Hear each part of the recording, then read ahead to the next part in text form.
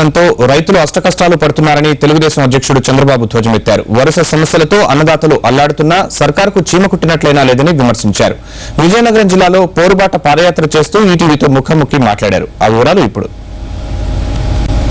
రాష్ట్రంలో నెలకొన్న కరువు పరిస్థితులను స్వయంగా తెలుసుకునేందుకు రాష్ట్ర వ్యాప్తంగా పర్యటిస్తున్న తెదేపా అధ్యక్షుడు నారా చంద్రబాబు నాయుడు ఇప్పుడు విజయనగరం జిల్లాలో పర్యటిస్తున్నాడు. ఈ చంద్రబాబు నాయుడు మనతో ఉన్నారు. ఆయన అడిగి మరిన్ని విషయాలు అడిగి తెలుసుకున్నాం రైతు సమస్యల మీద.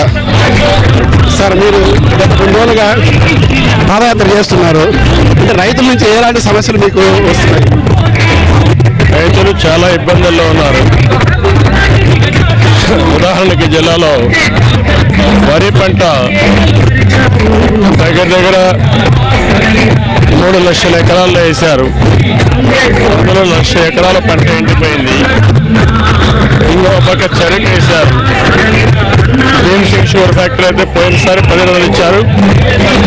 ఈ సంవత్సరం రికవరీ బాగా పడిపోయింది. ఇంకా రేటు కూడా నిర్ణయించలేదు.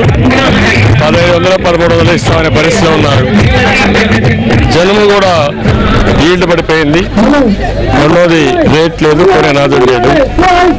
ఈరోజు ధాన్యాన్ని కొనమంటే ప్రభుత్వం మేమేషాలు చేస్తూ ఉంది. మంత్రులు కానీ వీళ్ళు ఎక్కడ రోడ్డు మీదకి వచ్చే పరిస్థితులు లేరు, పైపైన తిరుగుతున్నారు. ఇది చాలా బాధాకరమైన సమస్య. ప్రజల్లో ఒక చైతన్యం తీసుకొచ్చి రైతుల్ని పోరుబాటు ఎక్కించాలనే ఉద్దేశంతో నేను పోరుబాటు కార్యక్రమించాను. అనూహ్యమైన స్పందన. వీళ్ళకు న్యాయం జరిగే వరకు తెలుగుదేశం పార్టీ అండగా ఉంటాం.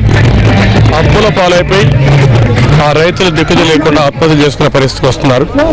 నేను అందుకే భరోసా ఇస్తున్నా, ఆత్మహత్యలు చేసుకోవద్దండి, పోరాడదాం, సమస్యల పరిష్కారం చేసుకుందాం, అవసరమే తిరగబడదాం.